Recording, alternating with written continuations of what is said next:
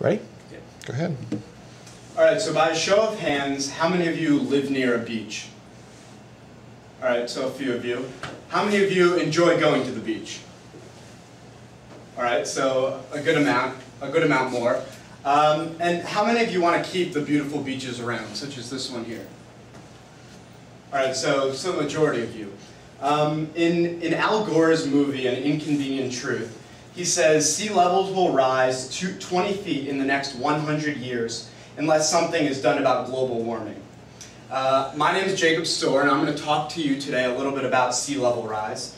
Last semester I took a class called Coastal Geography, where we learned about sea level rise. And growing up, I have a lot of family out on the West Coast and in New Jersey, so I grew up going to the beach a lot. So this is something that really affects me, because sea level rise is directly affecting these beaches that I just spoke about. So today I'm going to talk a little bit about how much sea level is rising. I'm going to talk a little bit about some of the problems that arise from that, and some of the possible solutions that have been suggested to remedy those problems. So as you can see, there are a lot of different predictions as to how much sea level will rise. Mike Tidwell from the Chesapeake Climate Action Network says that during this century, sea level can rise up to 3 feet.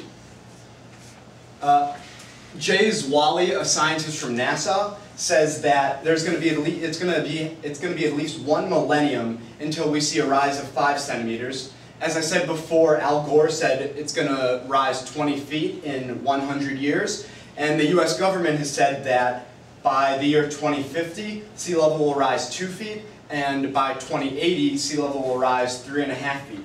So as you can see from these different sources up here, there are a lot of different opinions about how much sea level is rising, but it is something that has been occurring over the last number of years, and you can see that in this graph. This graph shows a span of 120 years that there's been a steady increase in sea level rise. So over here in 1880, it's at about 0, a little under, and although it's not a direct line up and it's fluctuating a little bit, you can see that in 2000 and beyond to where we are now, it's rising gradually.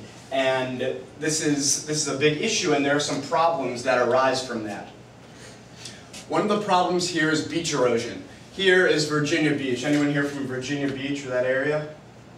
All right. So you can see where the arrow is, how much of the beach has eroded here. And this brings with it a lot of problems. One of them is that with beach erosion comes low-lying dunes, which can cause flooding.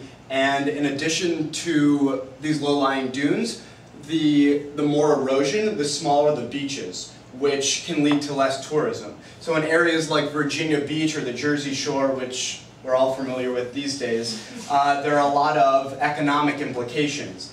There's a quote that I found really powerful from the New Scientist magazine, which says, "If rising seas don't drown you, they'll wash your home away."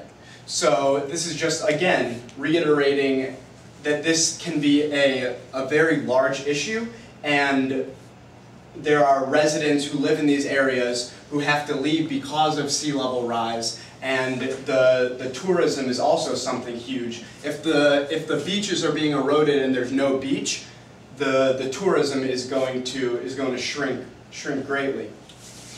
So I want to talk to you now about some of the solutions that have been suggested. Obviously there's no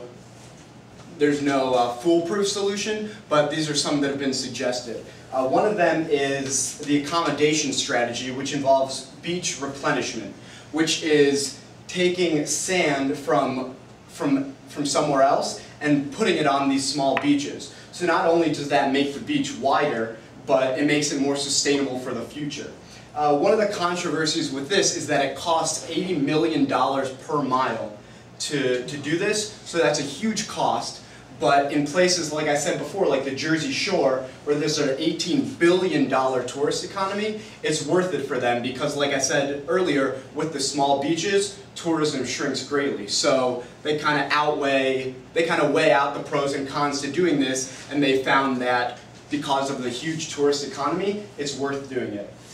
In addition, there is hard protection, which involves putting up walls or barriers to protect the houses, and soft protection, which involves making the beaches wider and the dunes higher, and this hopefully will stop some of these issues. So overall, we've looked at how much sea level is rising, how much it has risen over the last 100 or so years, how much it can possibly continue to rise, some of the problems that occur because of this, and solutions that have been suggested by various sources as to how to possibly remedy this problem. So, as I learned from all of you earlier in my presentation, we all love going to the beach, and I hope that after my presentation about sea level, you're a little more aware of what is involved in this, and you'll begin to appreciate beaches we have now before they're potentially gone. You're at 5:30. So, thank you for your attention, and I hope you learned a little bit about sea level rise.